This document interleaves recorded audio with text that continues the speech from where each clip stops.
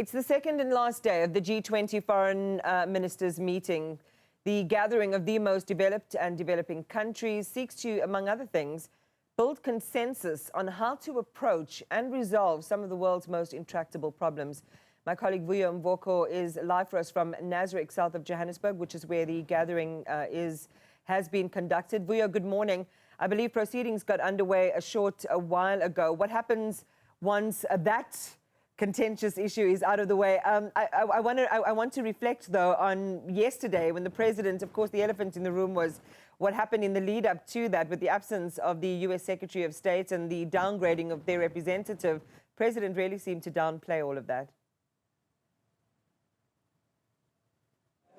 He did indeed try to downplay, saying even though the parties may have gone into this meeting perhaps worlds apart, but the G8 and other fora, including the United Nations, has that ability to bring the warring parties together in search of common ground, but also subsequently in search of solutions to whatever problems that there may be.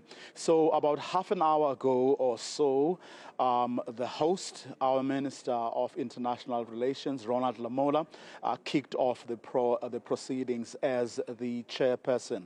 And from what I know, have been told, the first order of business is, of course, to find a consensus around the issue of geopolitics. How do you resolve on the issue of Ukraine and Russia? How do you resolve on the issue of what's happening in the Middle East, in Sudan, in the DRC, and a whole host of other hot spots? Now, given the profile of the countries you find in the G20, you are going to find as divergent as a set of views as you can possibly get. But as President Cyril Ramaphosa said yesterday during that late afternoon briefing, we will get a sense once a draft resolution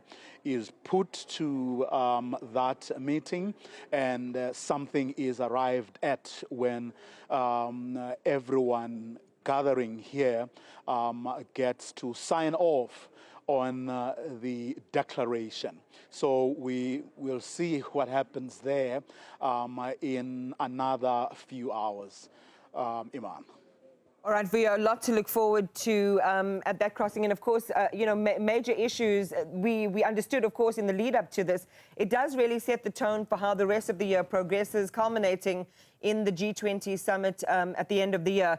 So what else emerged? I mean, our focus has been quite a lot on the diplomatic fallout and the souring of those relationships between Washington and Pretoria. The universe is bigger than our diplomatic issues insofar as the objectives of the G20 foreign ministers meeting. So just tease out some of the other key talking points that were covered yesterday, Vuyo. Indeed, the issues are bigger and go way beyond South Africa's diplomatic relations with the United States of America.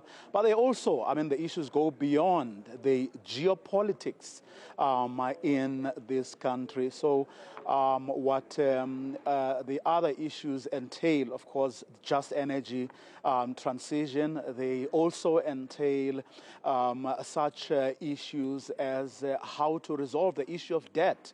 African countries in particular, but countries of the South in general, many of them are indebted and they are paying hugely to actually service that debt. How do you resolve that situation? Issues of climate change.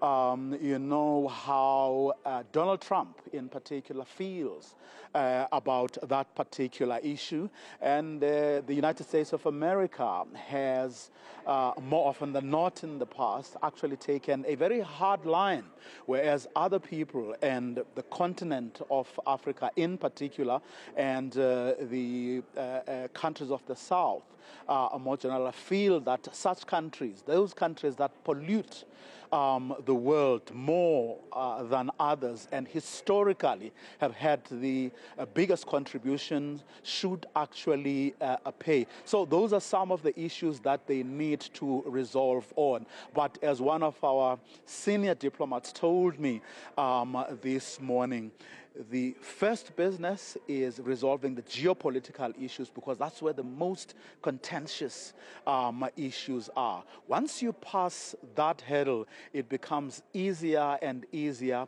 to deal with the rest of the issues. But that, of course, doesn't necessarily mean that there are no fights. People don't slug it out even on those issues. Vuyo Mvoko, thank you very much for that update. We'll continue to monitor developments there at that meeting in Nasrec.